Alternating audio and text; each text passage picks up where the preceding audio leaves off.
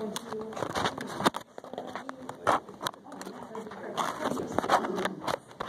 guys also have me salivating while I talk with food.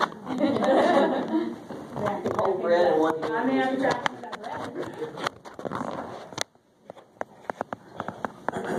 And I am here as a representative from the International Crane Foundation, but also I work in partnership with Wheeler National Wildlife Refuge, which is up in Decatur, Alabama. Has anyone been here? Yeah, a lot of birds here. Fabulous. Okay, excellent. So I love that. Decatur is a cool area, and the Wheeler National Wildlife Refuge is beautiful. So my name is Amber Wilson again. I have a really long, kind of obnoxious title. It's Alabama Whooping Crane Program Assistant. I'm pretty sure outreach is supposed to be in there somewhere, but it's too long, so I just kind of take it out of there. But I have a really interesting story about how I got involved with this organization, and Lauren wanted me to tell you guys a little bit about how that happened. So 2014, I graduated from college. I went to Kennesaw State University. I'm from Atlanta, Georgia. If anyone's ever been around there or had experience in the area, I got a couple of miles back there.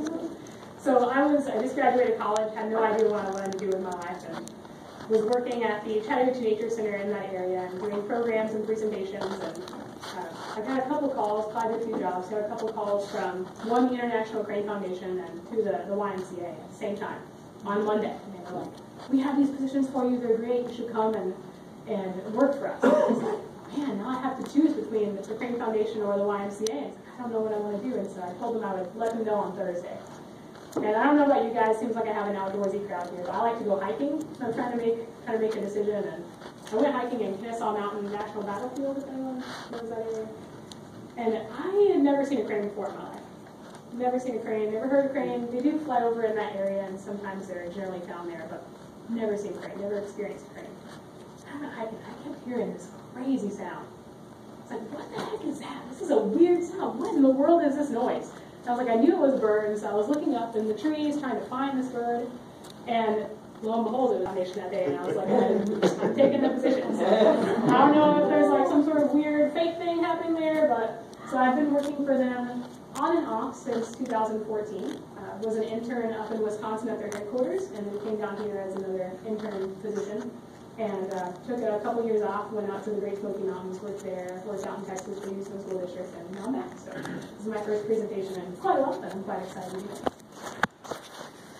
This is Wheeler just got their first whooping crane here, so it's pretty it's not a lot of fun. It's still pretty neat to see. You can see how tall they are. I'm kind of a short person, but that's a tall bird. The International Crane Foundation, just to give you a little idea of what we do, we work around the world, worldwide, to conserve cranes, their ecosystems, watersheds, and waterways on those areas. So we have staff, we have 75 staff who are in 50 different countries on 5 different continents. So we work all over the place. And I am stationed here specifically in Alabama for whooping cranes. So if you're ever interested in any internship opportunities or just want to travel around, go with the International Crane Foundation. It's a pretty neat organization to travel with.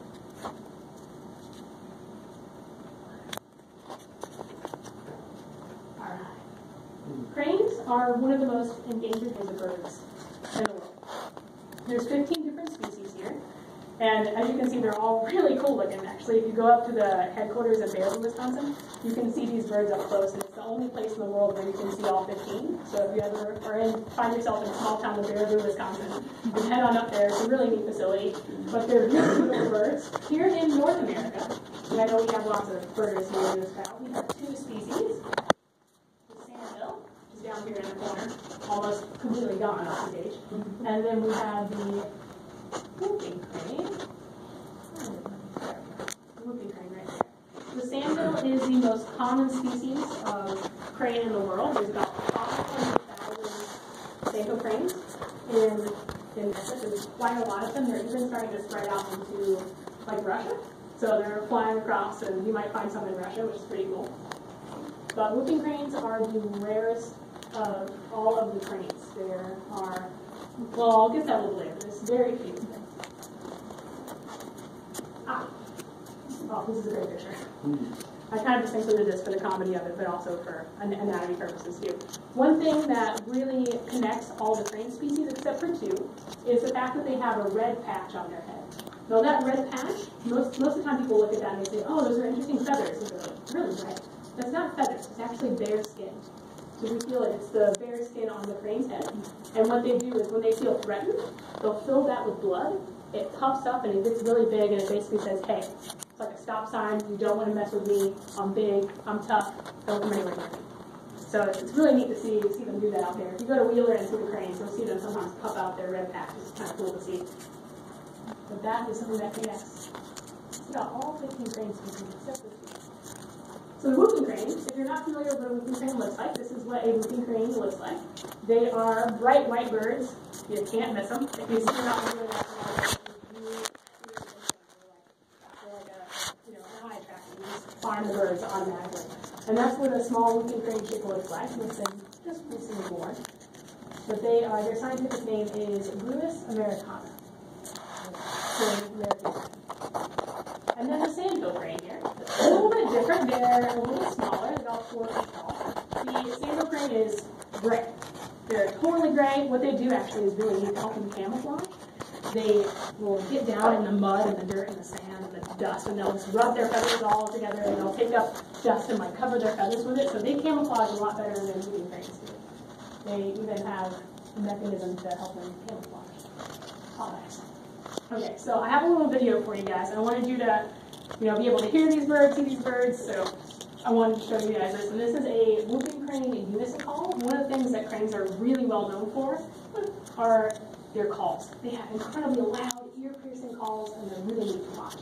So this is a crane unison call.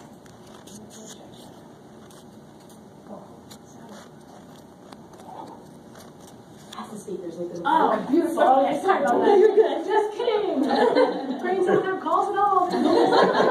It's so loud, you just can't even hear it.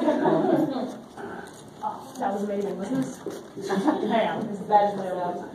But their calls are so ear-piercingly loud. And if you walk around the facility in Wisconsin, these cranes are so protective of their territories. They'll run up and they'll come up to you and start shaking their feathers, and they'll start unison calling together because they're a mated pair, and they will just try to do their best to scare you off. And it scares me. I'm going to admit, I know they're in an enclosure, but if a crane that's 6 feet tall runs at you with its beak and its feathers, I'm terrified. I'm not bad enough. Let's see. Try it now? Try it now. Okay, let's see.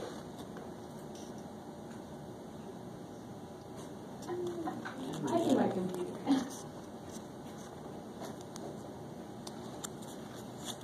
You can see some of your dances.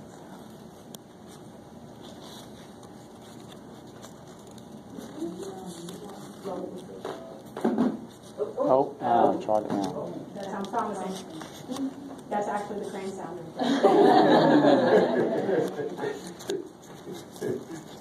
So I got a couple laps. Okay, try again. Okay, let's see. We'll see what. It's all good. I could also play on my phone afterwards. Why don't you just leave it? There are people who work for the music people that can. I'm not one of those people. And it sounds ridiculous. It's super, super loud, super cackly, and it's really neat. I'll play it for you guys afterwards on my phone. Yeah. Alright, we can try it one more time if you want. Okay, we'll give it One more time. 40 minutes later. Yeah.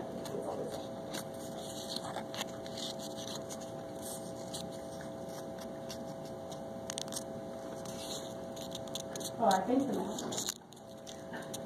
What's that now? I think the mouse made it. Oh, is that stuck? Oh, it's working on here. I see it. The video is? Or the mouse? The mouse is working. There you go. I see you. Let's try. Let's try it, guys. Cross your fingers. Dang. It's mute. Well, where there's a cross over there, see if that's the cross meaning the sound is off. On the blue section.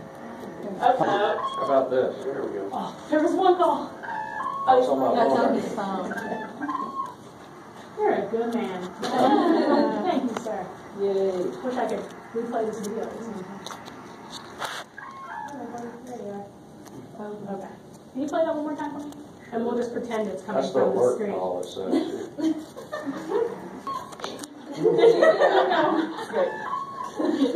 Oh. I can't do this. We told you it was a collaborative effort. Alright, perfect. I may have to call on you a couple times to do audio for me.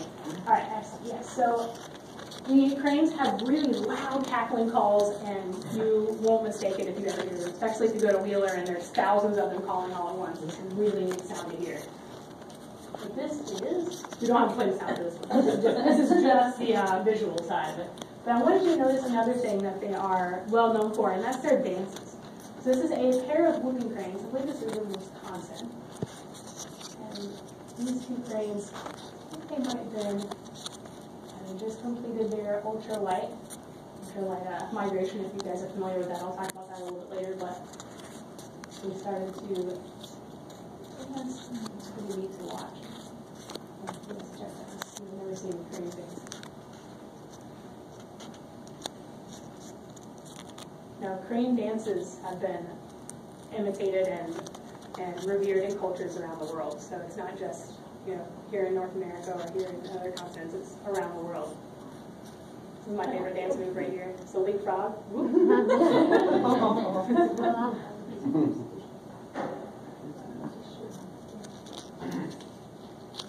So it's pretty neat. You can see some of the moves they have in there. And what's really cool is a lot of the dance moves that they have are actually kind of repeated in their fighting too. So you can see kind of the head bob, the head nod, and then kind of like the bowing. So a lot of those can be either really friendly or really feisty. So like you'll notice in this next video, which I have in there. Another thing they're really famous for is their fighting, their aggressiveness. So, okay. So this is one of my favorite videos. This isn't a whooping crane, this is a sandhill crane. So you'll see some of these kind of like dance moves that are, on the non-friendly side. This is a sandhill crane chasing off a black bear, coming after its chicks. And it's pretty neat to watch.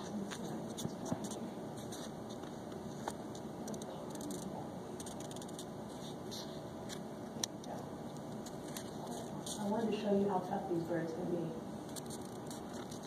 Here's a black bear coming up. And the nest is not far from where this black bear is, and this is the bear. And watch the bear stop. So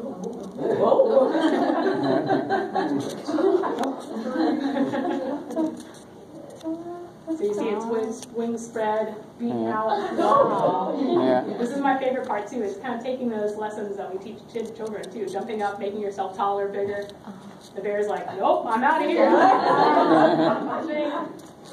It runs right out. I guess it was tree. Yeah.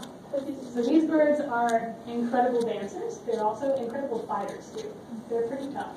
Their nest on the ground? Mm-hmm. Their nests are always on the ground. And I can talk about that too. So, since I'm having to do an English call here. Yep, a little alarm call. So their nests are always on the ground, and we'll talk more about that. But this crane is fiercely protected. And what they'll do is they'll actually switch off roles. So either that, I can't tell if that's the male or female. There's no difference between like anatomy, physiology of the bird. So males and females look almost exactly the same, except for maybe a little height difference. But could have been the male or the female. And if you go up to Wisconsin during the early spring, you'll actually notice the whooping cranes if they have a nest and they have eggs. It's so cool to watch. The male will sit on the nest about 2 hours. And it's almost like clockwork. You look at your watch. He'll get up, she'll come over, and she'll sit, and then he becomes the guard. So it's like they switch on and off. So either that's a male or female guard. But I've seen videos of cranes even more aggressive than that. A crane in a zoo in Asia that had kind of drift of air somehow, went out of its enclosure, landed in the next enclosure, which was a tiger enclosure. It had 2 tigers in it. And this crane, obviously, the wrong area. But got in there, spread its wings, and these tigers are like, oh, perfect snack time, and started coming close to this crane. The crane wasn't having any of it. Spread its wings, started, jabbing with its beak, which is another move. And the tigers were like, oh, nope, I'm out here. And they stayed kind of far away from us. So these birds are really, really tough.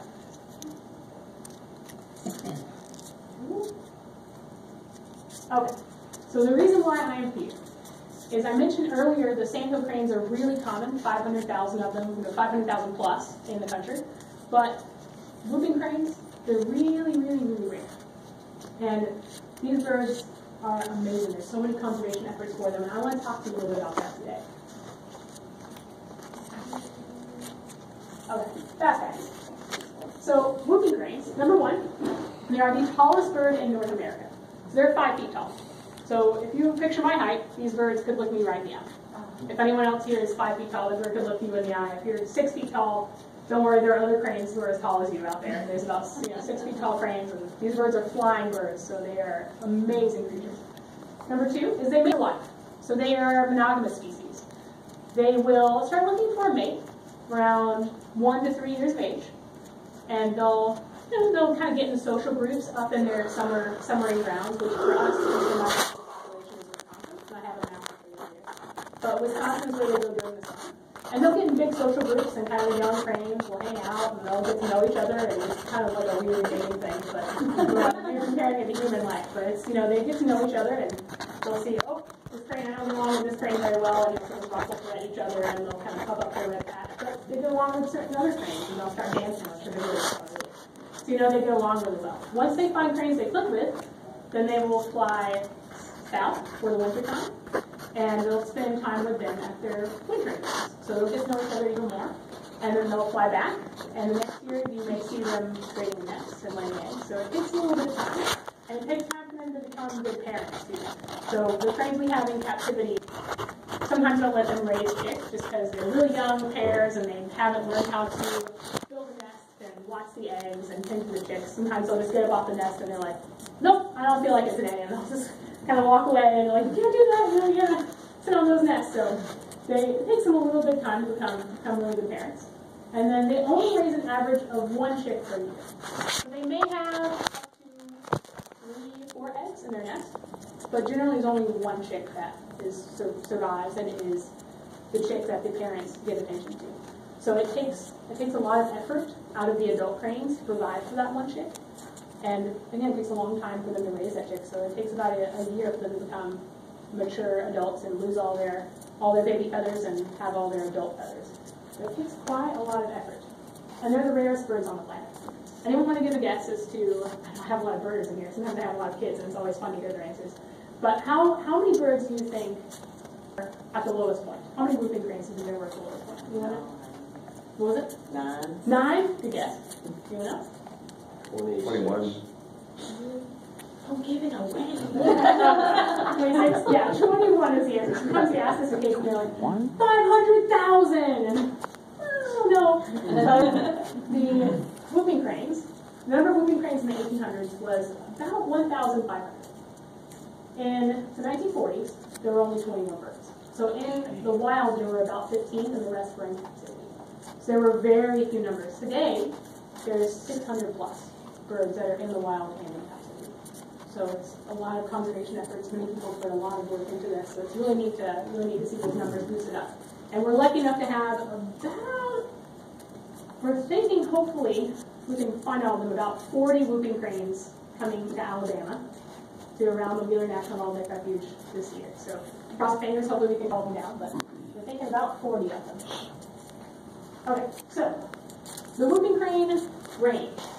Whooping cranes, the original flock, that is historic flock, the wild population that had those 15 birds back in the 40s, that is the western, or the original migratory flock. So that would be the flock that goes from, during the summertime, Wood Buffalo National Park in Canada. They fly 2,500 miles, which is hard for me to imagine driving 2,500 miles, but they fly 2,500 miles all the way down to Aransas National Wildlife Refuge in Texas. So it takes them a while to get there. It can take them, a couple weeks. They are, now I think there's many birds. There's many birds in Aransas right now. I think there might be 10 to 30 whooping cranes in Aransas right now. They're starting to slowly trickle in. So they're coming in. Now, the flock that we have here is the eastern migratory flock. Now, this flock is not an original flock. These are all reintroduced birds. These are all birds that were raised in the wild. And that population starts in the summertime in Wisconsin, and they fly south to Florida. That's their original destination. But a good chunk of them fly to Alabama. So in the western flock, or the original flock, that's about 300 birds. So there's 300 whooping cranes in the original flock around. our population here in the eastern flock is about 100 birds. So it's neat that here at Wheeler we get almost half the population of the eastern migratory birds. Even though they're supposed to go to Florida, they keep choosing to come here. So it says a lot about Alabama's natural resources and a lot about our environment here. And there's also, there's also a population of whooping cranes that was released in Florida, and that is a non-migratory flock. They were never shown migration. They don't know if they fly back up to wherever submarine grounds are, or breeding grounds are. So staying in Florida, there's about 10 birds there. And there were more, but alligators. So that's the thing. And the alligators have been, unfortunately, picking off some whooping cranes there. But we turned to a different area, and that is in Louisiana. So we put a non-migratory flock in Louisiana. Those numbers are really starting to build up. There's about 50 of them there in Louisiana. So there's quite a few birds in the wild, and there's a couple of scattered all around. To spend the winter in Tennessee, Kentucky, Indiana. Whooping cranes are weird. So that about covers my entire presentation. Okay, so why are whooping cranes so rare? Back in the 1800s, like I said, there were about 1,500 of them. Well, when the population started to rise of humans, they started to clear off the wetland areas. These birds really need wetland areas when they build a nest. So say if this were a lake or a pond, they would build their nest a little bit in the shallow edges of the water. And they would build it up so it would be harder for predators to get to. Well, humans started draining the wetland areas, draining the wetlands out and creating agricultural fields, which sandhills went with that change. They started building nests in agricultural fields. But whooping cranes, not as much. And also whooping cranes are huge, giant, beautiful white birds, and the feather trade started to become a big thing that can be used to birds for meat and also their feathers. So habitat loss and people shooting them for their feathers and meat was a big reason why they dropped down in their numbers so much. And that's why we had only 40, in the 1940s, only 21 birds in wild captivity.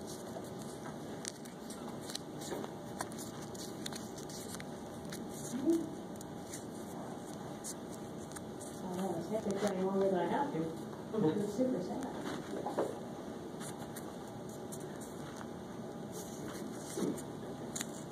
It's working. It Over is. here. Yeah. Oh, There you are. There you go. Oh, get out of there. Okay. So whooping crane conservation.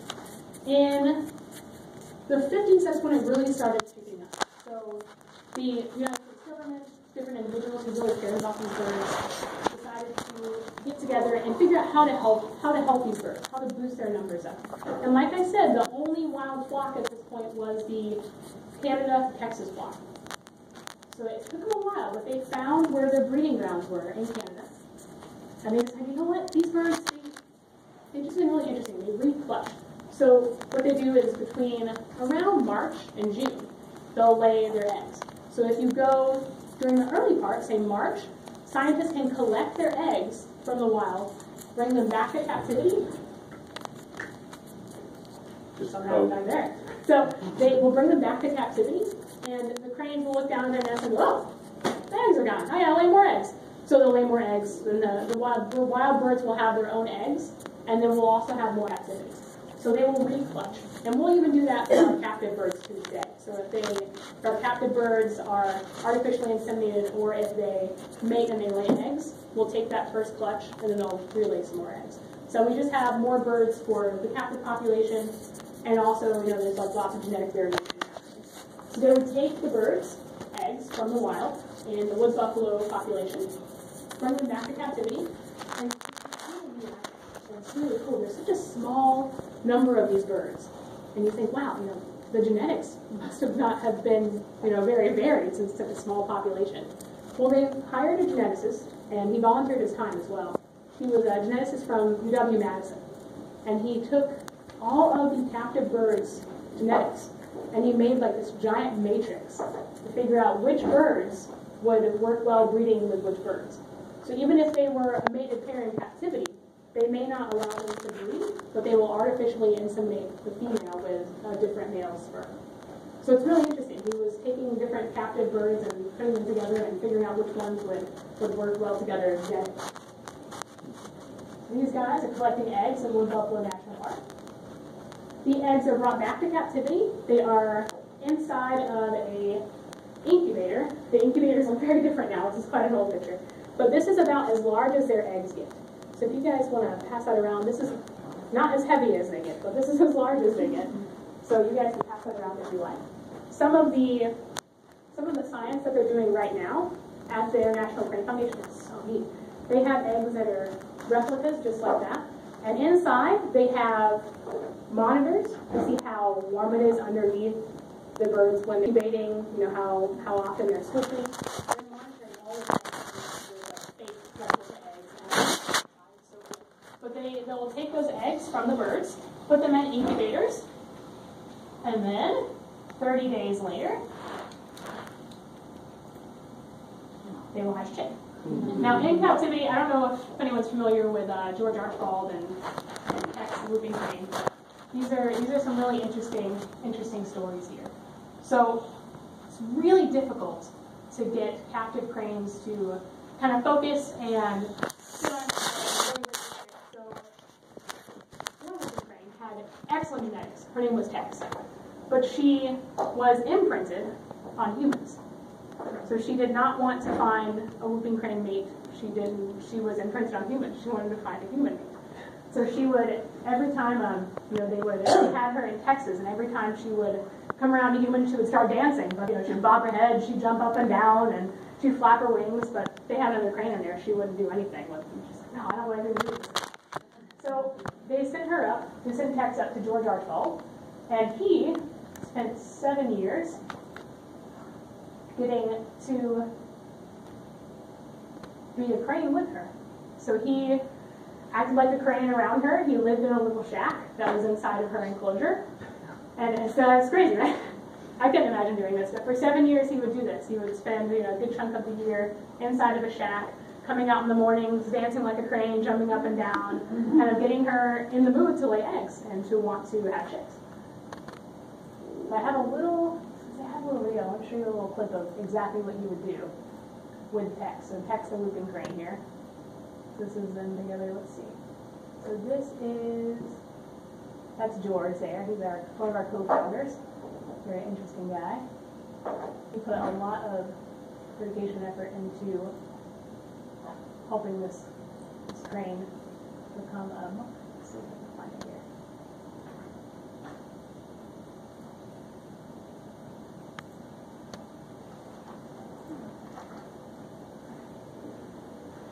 This is Tex. Genetics, but imprinted on humans.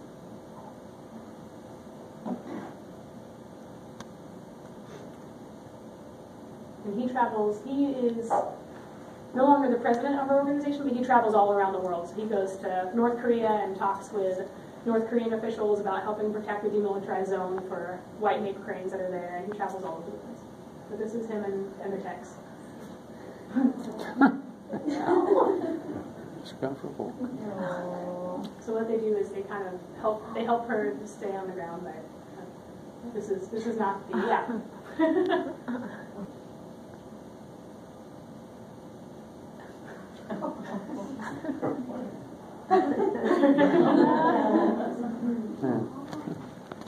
It's pretty awesome, right? So he got this crane Tex, who had excellent genetics, to want to lay eggs, to want to have chicks. And eventually they did. They did through artificial insemination. So they took genetics and genetic matching and figured out which male would go well with her. And they artificially inseminated her, and she had many one who was every time he tried to go into his enclosure and help change his clean out the water, he would walk out with that crane. He will come after you. He will just go right for your eyes. No personal experience in that crane at all. In the late 1900s, the government, the United States Fish and Wildlife Service, also the Patuxent Wildlife Research Center, the National Crane Foundation and an organization called Operation Migration worked together to form the Whooping Crane Eastern Partnership.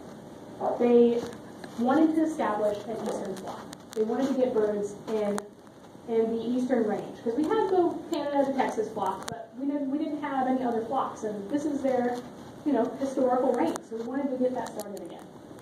And one way they did that was they had chicks raised in captivity, and they wanted to teach them how to be cranes, so they left them with sandhill cranes. They let sandhill cranes raise these whooping crane chicks. Well, the whooping cranes grew up, and they were like, well, I'm a sandhill crane. So they were finding sandhill crane mates, and it was a big mess. So they had to figure out how do we get these, how in the world do we get these cranes to know they're whooping cranes, not sandhill cranes, but also not humans. Just like Tex had known, she thought she was a human. How do I get them to be whooping cranes? Well, I think I have a guest friend up here who's going to come on up, and she's going to help me out real quick. You want to just grab it and get outside, and we'll just get all prepared. How do we get these whooping cranes to know that they are whooping cranes? Yeah, you want to grab that too. I don't know what that'll work for you. Just kidding. You can try. This one? Which one? That one right there? This one? You No. can give it a shot. All right, cool. Fair enough. All right. So, that's a chick right there. So, it takes them about 30 days to hatch. They'll start around day 28. They'll start like rotating in their shell, and they'll start making noises from their shell. So it's so cool. You can